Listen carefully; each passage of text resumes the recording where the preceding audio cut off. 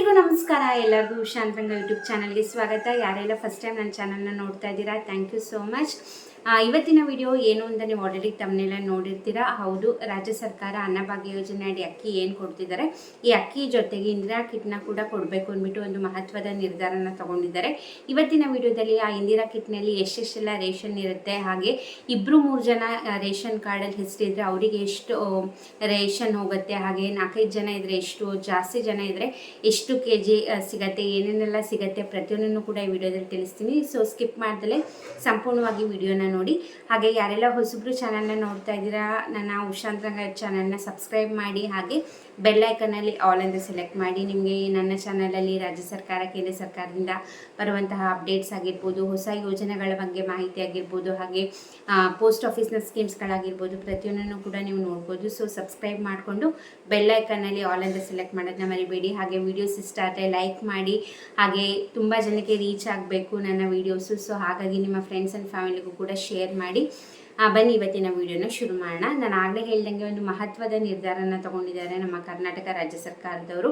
ಇಷ್ಟು ದಿನ ಅನ್ನಭಾಗ್ಯ ಯೋಜನೆ ಅಡಿ ಬರೀ ಅಕ್ಕಿ ಕೊಡೋರು, ಕೇಂದ್ರ ಸರ್ಕಾರದಿಂದನೂ ಕೂಡ ಅಕ್ಕಿ, ಹಾಗೆ ರಾಜ್ಯ ಸರ್ಕಾರದಿಂದನೂ ಕೂಡ ಅಕ್ಕಿ ಕೊಡೋರು. ಬಟ್ ಇವಾಗ ಅಕ್ಕಿ ಜೊತೆ ಇಂದಿರಾ ಕಿಟ್ನ ಕೂಡ ಕೊಡಬೇಕು ಅಂತ ತುಂಬ ದಿವಸದಿಂದ ಡಿಸ್ಕಸ್ ಆಗ್ತಿತ್ತು. ಬಟ್ ಇವಾಗ ಫೈನಲಿ ಇದ್ರ ಬಗ್ಗೆ ಫೈನಲ್ ಡಿಸಿಷನ್ನ ತಗೊಂಡಿದ್ದಾರೆ. ಇಂದಿರಾ ಕಿಟ್ನ ಕೊಡೋಣ ಅಕ್ಕಿ ಜೊತೆಗೆ ಅಂದ್ಬಿಟ್ಟು.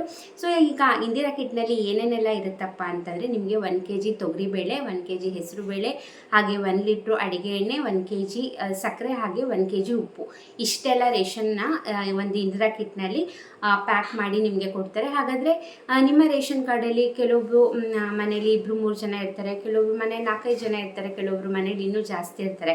ಸೊ ಅಂಥವರಿಗೆ ಒಂದೊಂದು ಎಷ್ಟೆಷ್ಟು ಜನ ಇರ್ತಾರೆ ಅದ್ರ ಮೇಲೆ ಡಿಪೆಂಡ್ ಆಗಿ ನಿಮಗೆ ಇಂದಿರಾ ಕಿಟ್ನ ಕೊಡ್ತಾರೆ.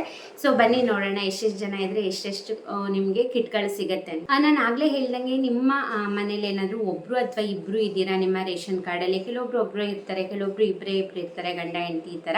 ಸೊ ನಿಮ್ಮನೇಲಿ ಏನಾದ್ರು ಒಬ್ಬರು ಇಬ್ಬರು ಇದ್ದೀರಾ, ನಿಮ್ಮ ರೇಷನ್ ಕಾರ್ಡಲ್ಲೂ ಕೂಡ ಇಬ್ಬರು ಹೆಸರಿದೆ ಅಂತಂದರೆ ನಿಮಗೆ 2.5 kgದು ಇಂದಿರಾ ಕಿಟ್ನ ಕೊಡ್ತಾರೆ.